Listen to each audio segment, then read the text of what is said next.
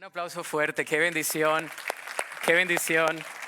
es poder estar aquí y al observar este video, ¿verdad? La historia nos informa y la historia también nos transforma nuestra perspectiva y damos gracias a Dios porque hace 84 años hubo un grupo de visionarios.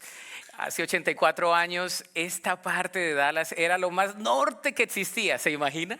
Hace 84 años, esto era lo más revolucionario, el pensar en construir, en arrancar, en iniciar una congregación en el norte de Dallas. Este era lo más norte que podía haber en Dallas en aquel entonces. Y fue un grupo de visionarios. Y el día de hoy damos la bienvenida a cada uno de ustedes. También parte de nuestro ministerio en español, aquellos que están aquí, aquellos que están en Vickery, aquellos que están en Backman Lake. Hoy, ¿verdad? Por primera vez todos los domingos, un aplauso fuerte, vamos a mandarles un aplauso fuerte en nuestras sedes. El sueño de Dios de expandir el mensaje a toda lengua, a toda tribu, de todo lugar. Cada uno de nosotros tenemos una historia. Acabamos de celebrar los bautismos afuera. Hay algunos aquí que se bautizaron. Ahora sí, otro aplauso fuerte para los que se bautizaron. Damos gracias a Dios. ¡Qué bendición! Hay una historia detrás de cada cara, de cada familia que llega a nuestra congregación. Y creemos que todos los que estamos aquí, los que están en línea, los que nos escuchan en la radio, los que nos ven en la televisión, los que nos ven en el YouTube, los que verdaderamente han escuchado alguna vez de Park Cities Baptist Church y ahora de Park Cities en español. ¿Quiénes son Park Cities en español? Levante la mano los que son de esta casa. Damos gracias a Dios por eso el día de hoy. ¿Sabes? Es bonito ser parte de una familia. Es bonito ser parte de una familia y hoy comenzamos una serie de sermones titulada Más de lo que imaginas. Nuestra iglesia que ha estado aquí por 84 años, un grupo de personas que se unieron en Lovers Lane, ¿verdad? No aquí precisamente, pero a una milla de acá. Y tuvieron la visión de construir una congregación, de hacer lo que Dios podría hacer, más de lo que ellos podían imaginar, porque es lo que Dios hace. La primera ofrenda que ellos recolectaron, como vieron, fue una ofrenda para misiones. Y desde hace 84 años esta iglesia ha sido un alumbrar de misiones alrededor del mundo. De aquí han salido iglesias en Dallas, en Texas y literalmente alrededor del mundo. En el año 2001 yo me había graduado, estaba todavía recién llegado de Colombia, tierra querida. A ser estudiante en la frontera en Edinburgh, Texas. Y escuché por primera vez de la iglesia Park Cities. Después cuando me gradué en el 2005 y me gradué y me casé ahí mismo porque dice la palabra de Dios que no es bueno que el hombre esté solo. ¿Cuántos dicen amén? Y los que están solos no se preocupen, si el Señor lo llamó a estar solo también es bueno. Pero recuerdo que la primera iglesia que yo fui un pasante, es decir, un intern, un pasante es la palabra en español, para un ministerio llamado Buckner. Y cómo se entrelazan las historias. Buckner, ahora estamos en Buckner, aquí en Backman Lake. Dios tiene todo en mente. Y recuerdo que fui a traducir a un grupo de misioneros que venían de Dallas. ¿Qué iglesia era? Park Cities. Nunca pensamos que después de muchos años íbamos a estar aquí. Y que en el sueño de Dios, que en los planes de Dios íbamos a estar en Park Cities Baptist Church, pero en este sueño que se llama Park Cities en español. Y yo quiero que el día de hoy pienses en cómo sería esta iglesia en 5, 10, 15, 20 años. Un área muy única en el área de Dallas. Los que vivimos en Dallas sabemos que esta es un área muy única. Y algunos pensaron que esta área de Park Cities, quizás un ministerio en español no iba a subsistir. Pero usted y yo somos testimonio de que Dios sí se puede mover en cualquier lugar. Amén. Aún aquí en Park Cities. Y si no eres de Park Cities, no conoces qué es Park Cities, déjame explicarte. La ciudad de Dallas tiene dos ciudadelas en el norte. Una se llama Highland Park y la otra se llama University Park. Por eso se llaman Park Cities. Son dos ciudadelas independientes. Cada una es una ciudadela, una ciudad pequeña en el norte de Dallas. Aquí no hay muchos latinos que vivan alrededor. Ninguno de los que vienen aquí, a no ser que sean literalmente un poquito de mucho billetito, pueden vivir en Highland Park o University Park para los que nos ven en línea. Y por eso es tan único este ministerio. No estamos en el sur de Dallas, no estamos en el este ni en el oeste de Dallas, no estamos en ningún lugar donde haya mucho latino. ¿Por qué en el sueño de Dios hay de que se abra una misión de la iglesia en Vickery? Porque en Vickery hay mucho latino. ¿Por qué en Backman Lake? ¿Y por qué aquí estamos creciendo? Porque es el sueño de Dios. Es más de lo que podemos pensar o imaginar. Y entramos en una serie de sermones, para ponerlo en el contexto de donde estamos, en una serie de sermones donde estamos celebrando la unicidad de nuestra iglesia, the uniqueness, la unicidad de nuestra iglesia. Somos únicos como iglesia en su esencia y en lo que somos como iglesia, en lo que Dios nos ha llamado a hacer aquí en el norte de Dallas. El día 22 de octubre, quiero que lo anoten en su calendario. El día 22 de octubre vamos a tener un día de celebración donde vamos a tener el aniversario de nuestra congregación. A las 10 de la mañana, todos los servicios nos vamos a reunir en el santuario a las 10 de la mañana el día 22 de octubre. Después de las 10 de la mañana terminamos el servicio y después vamos a comer juntos. Ahora sí me prestaron atención. Vamos a comer juntos el almuerzo, o como le llama usted, comida al mediodía. Y después vamos a venir a celebrar aquí en el servicio. Anótelo, no me digan, no supe con tiempo, pastor, soy muy ocupada. Anótelo porque queremos celebrar juntos como familia de la fe. Quiero como versículos de preámbulo leer Efesios capítulo 3 del verso 20 y 21.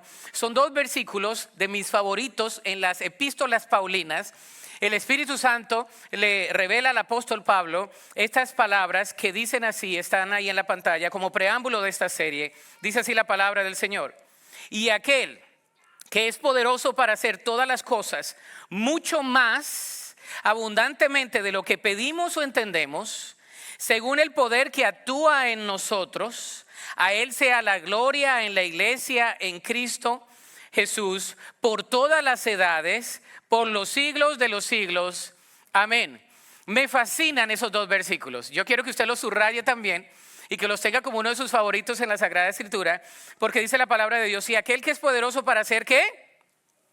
Todas las cosas, mucho más abundantemente de lo que pedimos o entendemos, según el poder que actúa en nosotros, a Él sea la gloria en la iglesia en Cristo Jesús por todas las edades, por los siglos de los siglos. Amén. Nuestro Dios es poderoso para hacer mucho más. Y hay una expresión traducida del griego, superlativa, que dice mucho más. Uno no dice mucho más, ¿verdad? Hablando en un léxico, porque quedaría redundante.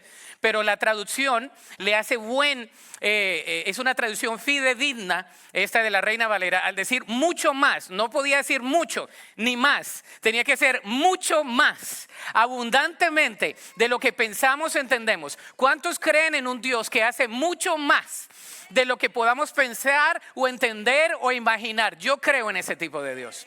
Yo quiero invitarle en esta serie de sermones a que pensemos en eso, en lo que Dios puede hacer, no solamente en esta iglesia única de Park Cities, ¿verdad? Park Cities Central, Park Cities Vickery, Park Cities Backman Lake, y quizás Park Cities en el west de Dallas. Quizás vamos a ir al oeste luego, y quizás, bueno, en el sur ya hay bastantes iglesias, pero aquí, ¿verdad? Si no has venido, siempre hago promoción, no hago siempre, pero si no has venido aquí a esta iglesia, aquí en persona, en Park Cities Baptist Church, es una bendición poder tenerte. La iglesia primitiva empezó a través de una promesa llamada el Espíritu Santo. Y vamos a tener que ir a los Hechos, el libro de los Hechos de los Apóstoles, para entender un poco de lo que es el contexto de esta serie de sermones. El día de hoy lo quiero invitar a que vaya en su Biblia, o ahí en la pantalla, a Hechos 1:8. Es un versículo famoso. Si usted ha estado en la iglesia por años, lo ha escuchado, se lo sabe de memoria. Si creció en la iglesia como yo, nos hicieron memorizar este versículo de pequeños. ¿Cuántos saben Hechos 1:8? Ok, y los que no saben, no se preocupe, porque lo vamos a leer. Y dice así la palabra del Señor. Hechos 1:8 dice: pero recibiréis poder cuando haya venido sobre vosotros el Espíritu Santo, y me seréis testigos en Jerusalén, en toda Judea, en Samaria y hasta lo último de la tierra. Wow, me parece especial lo que la palabra de Dios dice. Dice: pero recibiréis poder cuando haya venido sobre vosotros ¿qué? el Espíritu Santo. El poder del Espíritu Santo es una promesa que se cumpliría. Recordemos que Jesús ascendió, Jesús murió, fue crucificado, pero resucitó. ¿Cuántos creen que Jesús resucitó?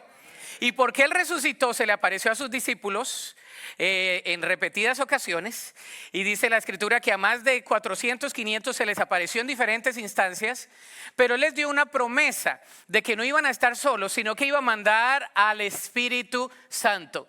Había un grupo de creyentes que estaban en un aposento alto, habían como unos 120 de ellos. Entre esos 120 habían de diferentes culturas. Recordemos que en aquel entonces venían a celebrar la Pascua, ¿verdad? Y venían a Jerusalén. Jerusalén era como el sitio base de la religión judía. Y venían a Jerusalén de diferentes lugares. Y dice la palabra de Dios que estaban reunidos de diferentes lugares, así como estamos todos nosotros aquí. Aquí somos de diferentes lugares. Somos latinos de diferentes lugares. Y en este mes que se celebra la herencia hispana, todos tenemos diferentes tradiciones, ¿no? Algunos venimos de Sudamérica, otros de Centroamérica, otros de Norteamérica. Los mexicanos sabían que son parte de Norteamérica, ¿verdad? Y todos somos diferentes. Los caribeños, los de las islas no los vamos a dejar afuera. Los cubanos, ¿verdad? Los puertorriqueños, todos somos de Cristo. Somos uno en Cristo. Ahora, quiero que pensemos en este pequeño grupo de 120. Aquí vemos más de 120.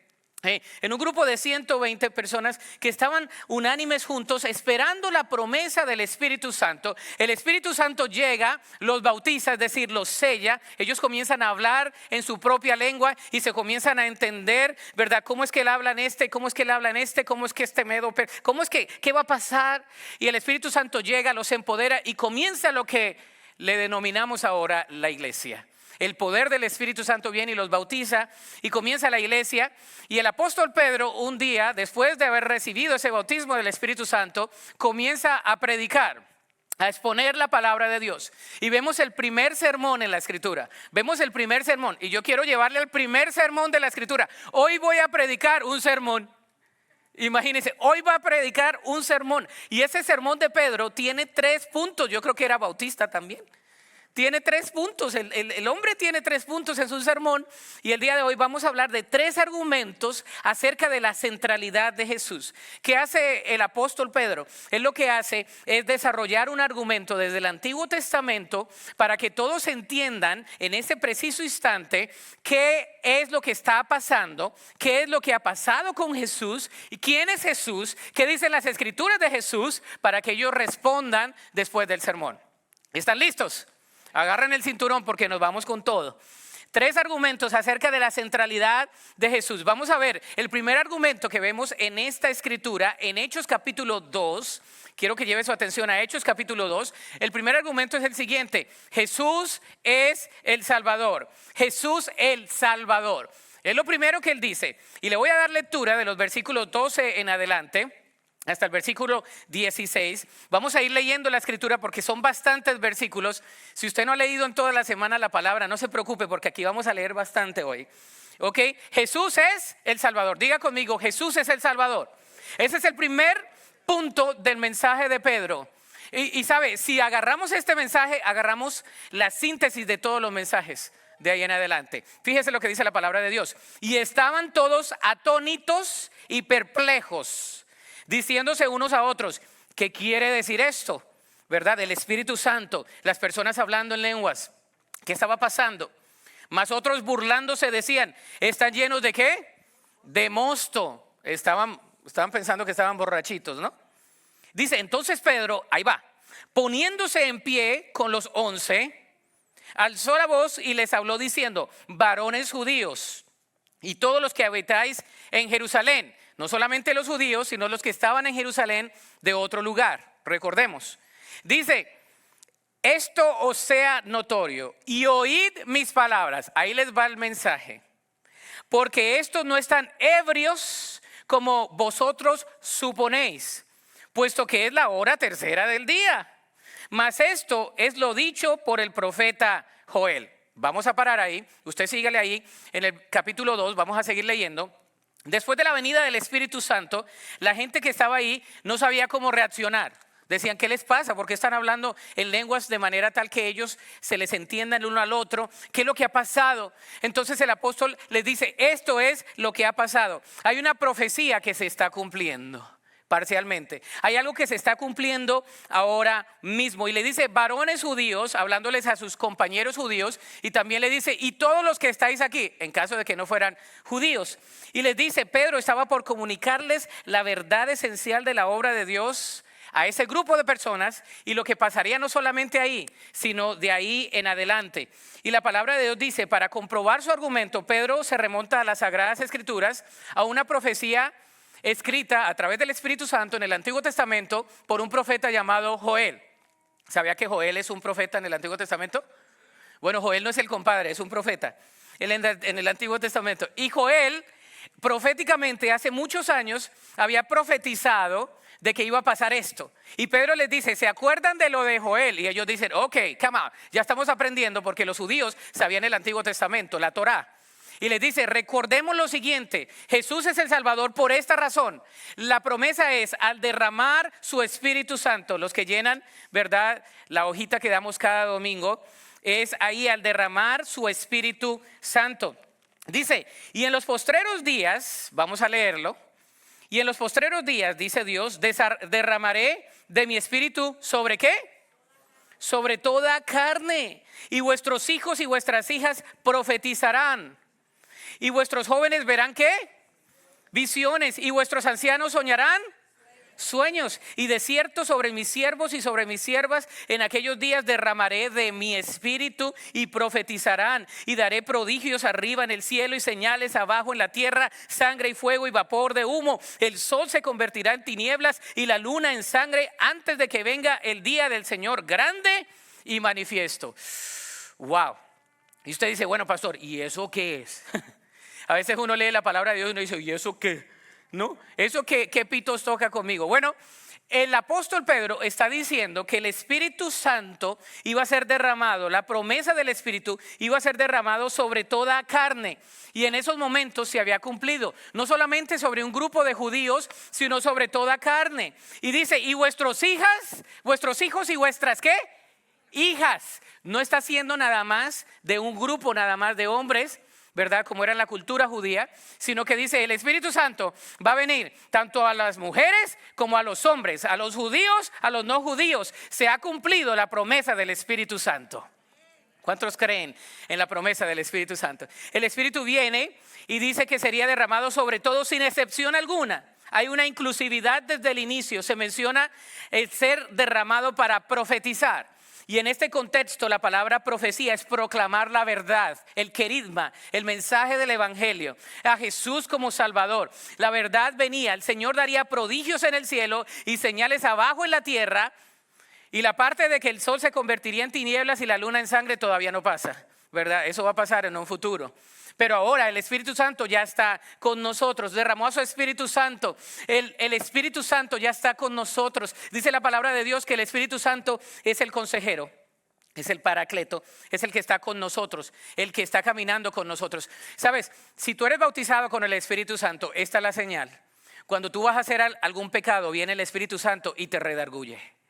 Y es como la vocecita que te dice, no digas eso. ¿Le ha pasado a usted? No lo hagas, no lo digas, no vayas, no pongas pie ahí. Y usted y yo, como somos cabecita inteligente, de repente o metimos o hacemos caso omiso a la voz del Espíritu Santo. El Espíritu Santo es nuestro consejero, nos ayuda. En los momentos de más dificultad, el Espíritu Santo nos recuerda la palabra de Dios. El Espíritu Santo nos bautiza no para decir otra cosa, sino para proclamar la verdad de Jesús. Ahora, hay mucho que se ha dicho acerca del bautismo del Espíritu Santo. Nosotros creemos que el bautismo del Espíritu Santo es la expresión cuando viene la persona y profesa a Cristo en el corazón y dice que el Espíritu Santo nos sella con el Espíritu Santo de la promesa. Esta es la promesa. Cuando usted y yo decimos, Cristo, tú eres mi único y suficiente Salvador, el Espíritu Santo viene y nos sella. Y ahora somos hijos e hijas de Dios. Y nadie nos va a poder arrebatar de la mano del Señor porque estamos sellados con el Espíritu Santo de la promesa. Creemos en el poder del Espíritu Santo. Yo creo en el poder del Espíritu Santo. Ahorita bautizamos y aquí hay testimonios del poder del Espíritu Santo. Ahí hay uno que le habían dicho que se iba a morir en pocos meses. Mire, levante la mano, hermano, levante la mano. ¿A poco y Dios no hace prodigios y milagros? Dios todavía obra para testimonio suyo. No para testimonio de nadie, no para el show de que, uy, aquí está y que me tocó no sé quién y que si sé cuándo. No, Dios nunca hizo shows, ¿verdad? Que voy a hacer para que vaya y me haga esto y que me haga así, con las babitas. Hay hermanos que creen en todo eso, en serio. Que voy a orar para que el profeta me ponga las manos y me eche babitas, y en serio. Yo tuve uno en la frontera que vino una vez y me dijo, pastor, es que yo tengo que ir a este profeta que viene porque me han dicho que cuando él da esas babitas, que el Espíritu Santo sana. Y yo le digo, wow, yo no quiero ser babiado por nadie. ¿Cómo? Si las babas no tienen poder. La gente cree en supersticiones. El Espíritu Santo, dice la palabra de Dios. Hace poco Dali Romero compartió a las damas y ese versículo que me fascina en la Sagrada Escritura, donde dice que el mismo Espíritu que levantó a Jesucristo de los muertos habita en nosotros. Si el Espíritu Santo que levantó a Cristo de los muertos habita en mi corazón, entonces todo lo puedo en Cristo que me fortalece. Ni la muerte, ni la vida, ni lo alto, ni lo profundo, ni ninguna cosa creada me puede separar de su amor, porque no es mío, es el sello del Espíritu Santo. Qué bonito es vivir así. Qué bonita es la vida cuando respondemos a ese amor tan grande, tan extravagante es el amor de Dios. Ahora, ya me estoy calentando un poquito aquí predicando. Primero, al derramar su Espíritu. Segundo, al confesar su nombre. Fíjese, aquí está el querigma. El querigma es el mensaje del Evangelio. ¿Qué es el querigma? El mensaje del Evangelio. ¿Qué es el querigma?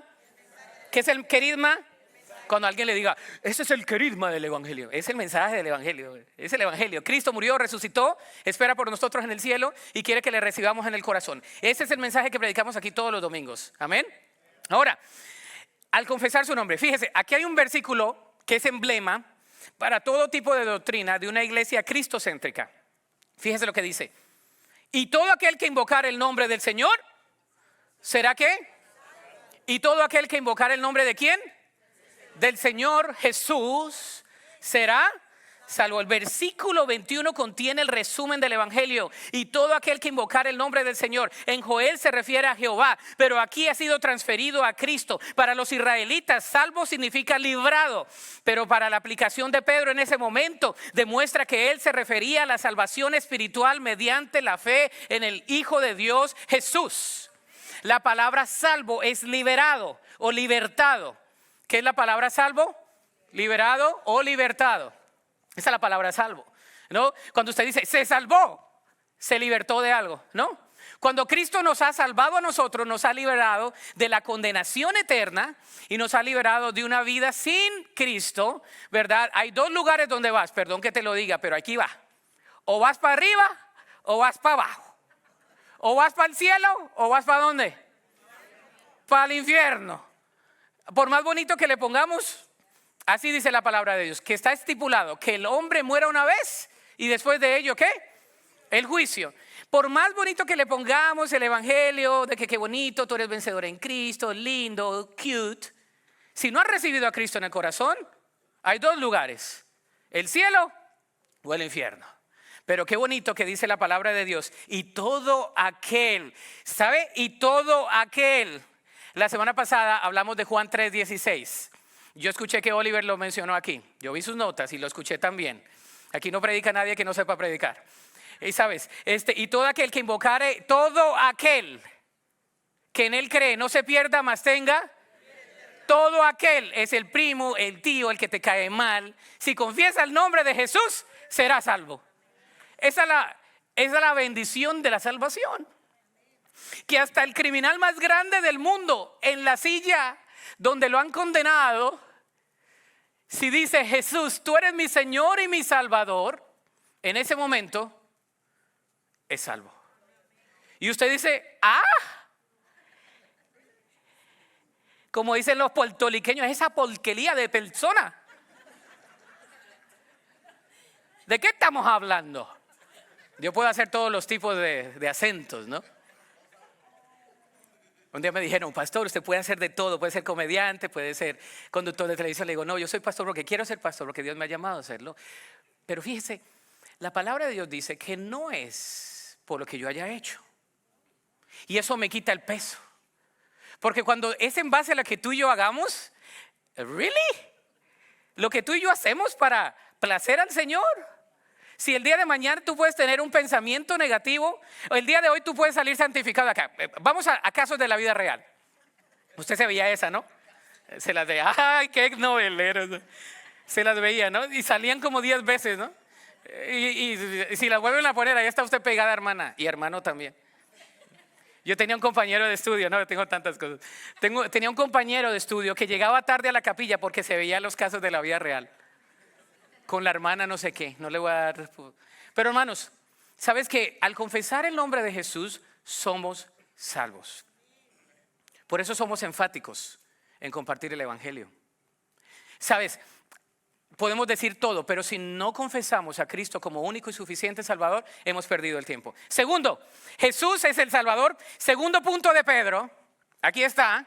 Jesús es el centro. Diga conmigo, Jesús es el sermón propiamente dicho comienza en el versículo 22. Si usted es un estudioso teólogo, él le puede dar un poco de énfasis al mensaje de Pedro que comienza del versículo 22 hasta el versículo 36. Y Pedro habló acerca de Jesús, su ministerio y sus obras milagrosas, versículo 22, su crucifixión, versículo 23, su resurrección, versículo 24 al 32, su ascensión y exaltación. Ese es el mensaje de Pedro. Esos son los puntos de Pedro, ¿ok? Ya se los di. Están ahí. Podemos punto y nos vamos, pero no, seguimos. Seguimos para ver qué significa eso. Él lo presenta como hombre y como Señor. El primer sermón de Pedro es un buen ejemplo apostólico de la primera predicación. ¿Y cómo lo presenta? Bueno, Él es el centro, pero ¿por qué es el centro? Ahí va, como Mesías, diga conmigo Mesías. Ahora, ¿por qué Mesías? ¿Qué es eso de Mesías? Vamos a leerlo del versículo 22 al 35, ahí les va. Para los que no leyeron en toda la semana, hay bastante lectura el día de hoy. Les he dicho que si me critican de algo cuando predico, es que leo mucho la palabra de Dios. Prefiero ser criticado. Ese pastor, ¿cómo lee la Biblia? A que digan, ese pastor nunca tocó la Biblia. Cuidado con que nunca tocó la Biblia. Dice, varones israelitas, oíd estas palabras. Jesús Nazareno, varón aprobado por Dios entre vosotros con las maravillas, prodigios y señales que Dios hizo entre vosotros por medio de él, como vosotros mismos sabéis, a este, entregado por el determinado consejo y anticipado conocimiento de Dios, prendisteis y matasteis por manos de inicuos, crucificándole, al cual Dios ¿qué? Levantó, sueltos los dolores de la muerte, por cuanto era imposible que fuese retenida por ella. Porque David dice de él, veía al Señor siempre delante de mí, porque está a mi diestra, no seré conmovido. Por lo cual mi corazón se alegró y se gozó mi lengua, y aún mi carne descansará en esperanza, porque no dejarás mi alma en el Hades, ni permitirás que tu santo vea corrupción. Me hiciste conocer los caminos de la vida, me llenarás de gozo con tu presencia. Varones, y en esta instancia es mujeres también, varones, hermanos, se os puede decir libremente que el patriarca David, que murió y fue sepultado, su sepulcro está con nosotros hasta el día de hoy.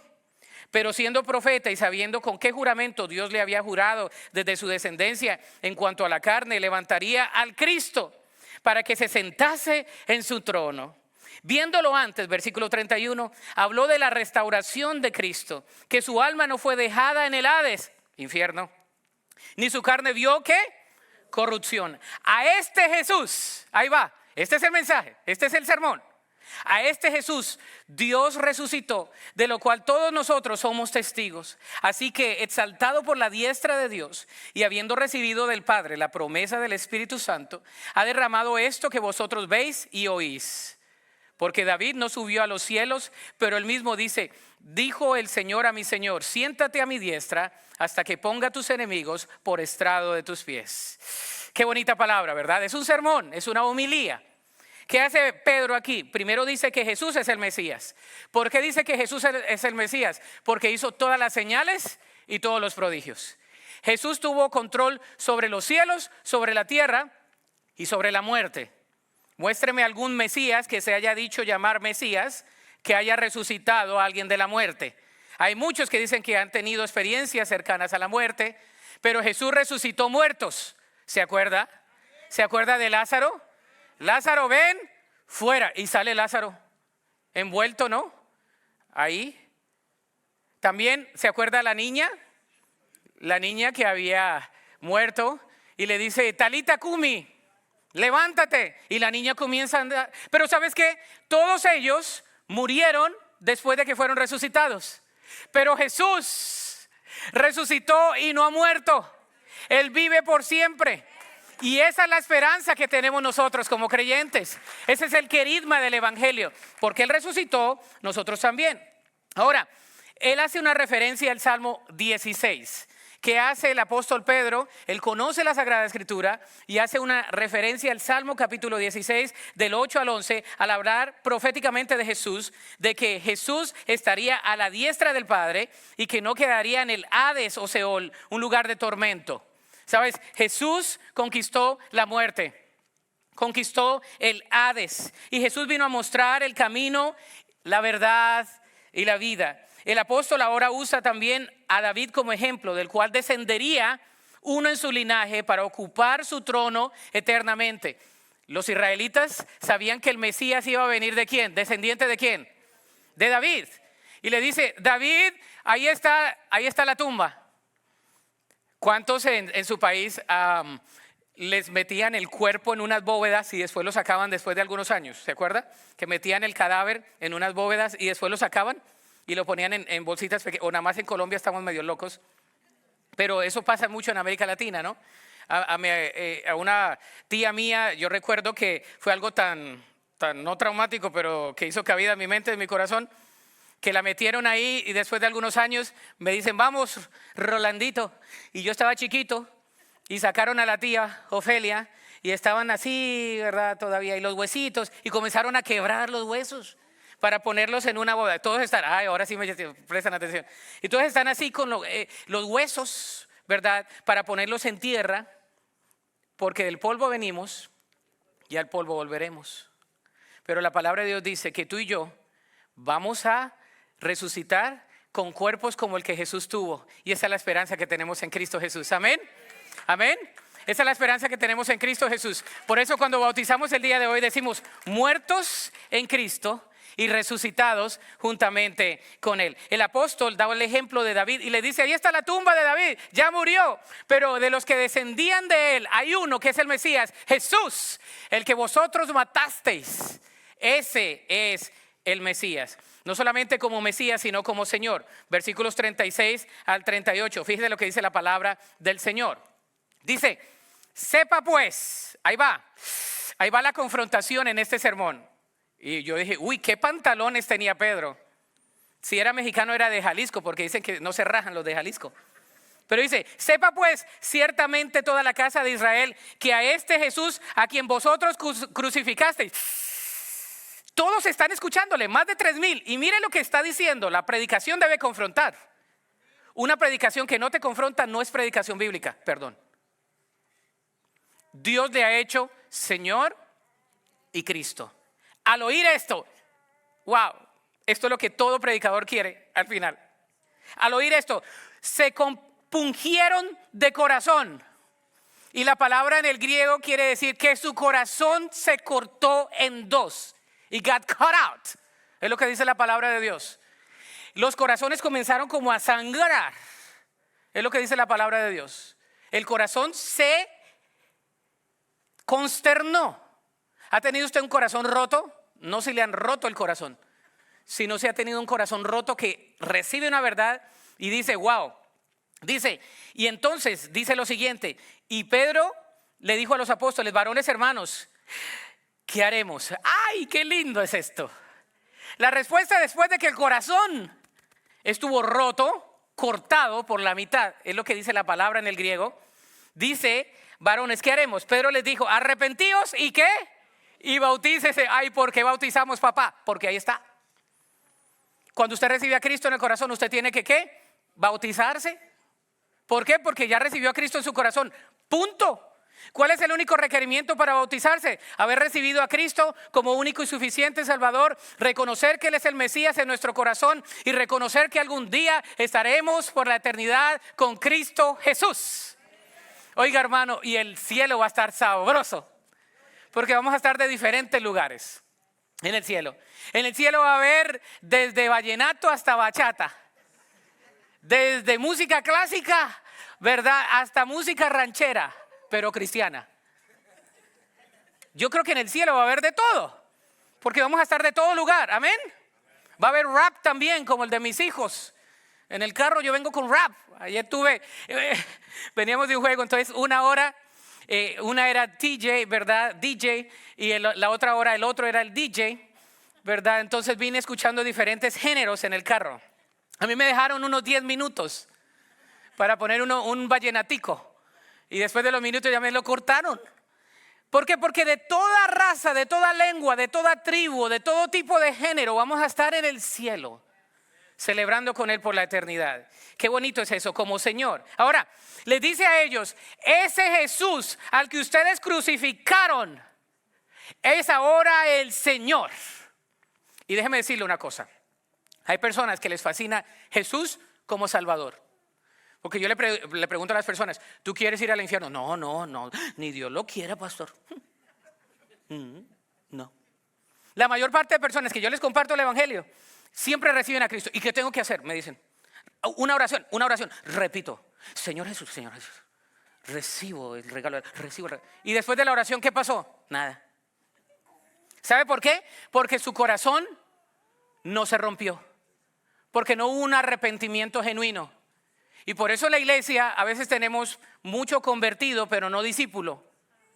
Y le echan la culpa a los que son creyentes, dizque creyentes, pero que no han nacido de nuevo. Porque el que es nacido de nuevo, su corazón aquí dice, se compoje, ¿verdad? Se compugió su corazón. Es una palabra que no se usa sino en la Reina Valera. Pero lo que quiere decir es que su corazón se parte en dos.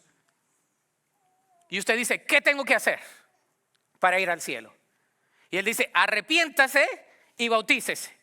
¿Qué es el arrepentimiento? ¿Sabe qué es el arrepentimiento? No es remordimiento. Todo ser humano tiene remordimiento. A mí me dio un remordimiento ayer que comí pura comida chatarra. Todo el día desde la mañana. Hermanos, les confieso, siento remordimiento. Pero el arrepentimiento es no comer hoy. Perdón, hoy también. Mañana. ¿Sabe? Esa es la diferencia. Yo los hago reír, pero que se les queden las verdades. La diferencia es que, ay, qué mal me siento. Ayer comí hamburguesa, comí hot dog, comí popcorn, comí todas las chucherías. Todo lo que venden en los estadios. Y soy un poquito golosito y me gusta estar comiendo algo. Y cuando me pongo los pantalones hoy en la mañana digo, tengo que pararle. Pero sentí remordimiento. ¿Sabe cuál es el arrepentimiento? Le voy a explicar. El arrepentimiento es cambiar de dirección. El arrepentimiento es, yo voy por aquí y digo, no, tengo que ir por acá. Ese es el arrepentimiento, no es remordimiento. Y muchos creyentes confunden el remordimiento con el arrepentimiento. Uy, es que me sentí tan mal, pero ¿qué hiciste al respecto? Nada, ok, no te arrepentiste. Y las personas que a veces se sienten bonito, ay, qué bonita oración, pero nunca sintieron en su corazón, no han sido salvos. Y la palabra de Dios dice que ellos fueron salvos. Por eso Nicodemo, la semana pasada lo vimos. ¿Qué necesito hacer? Necesitas nacer de lo alto, del agua y del Espíritu. Tercero, Jesús es quien comisiona. Hechos capítulo 2 del 39 al 42 dice que Jesús mismo fue comisionado, ¿verdad? Dice la palabra de Dios que Él fue enviado al mundo por su Padre. Porque de tal manera amó Dios al mundo que ha dado, y la traducción es que ha enviado y entregado, son dos palabras de traducción ahí, a su Hijo unigénito. Jesús fue el primer misionero en el Evangelio. Él vino a hacer lo que nosotros no pudimos hacer por nosotros mismos. dice la palabra de Dios. ¿Y cómo es que Él nos comisiona? A compartir sus promesas. Versículos 39 y 40 dice, porque para vosotros es la promesa, y para vuestros hijos, y para todos los que están lejos, para cuantos el Señor nuestro Dios llamare. Dice la palabra de Dios aquí. Dice, y con otras muchas palabras testificaba y les exhortaba diciendo, sed salvos de esta perversa generación. ¿Cómo es que Dios nos comisiona? Nos comisiona para compartir sus promesas. Dios quiere que compartamos la buena noticia del Evangelio. ¿Cuántos creen eso? Oiga, si usted recibe buenas noticias, ¿usted las quiere compartir? ¿Sí o no? ¿No? Oiga, qué amargado me salió. Cuando usted tiene buenas noticias, ¿usted quiere decirle a todo el mundo? ¿No? ¿Sí o no? Por eso cuando usted algo va a hacer, no se le graduó a alguien, el hijo que no pensaba que se le iba a graduar, que se casó el que pensaron nunca se iba a casar. Todo eso, la noticia sale, se hace viral. La palabra de Dios tenemos que compartirla con una promesa y como una realidad. Al compartir sus promesas, dice, para vuestros hijos y para los que están lejos, para los que el Señor llamare, y testificaba y les exhortaba, sed salvos de esta perversa generación. Vivimos en una generación perversa. ¿Y sabe que la palabra perversión es, el sinónimo es desviado? Vivimos en una generación que se desvía fácilmente.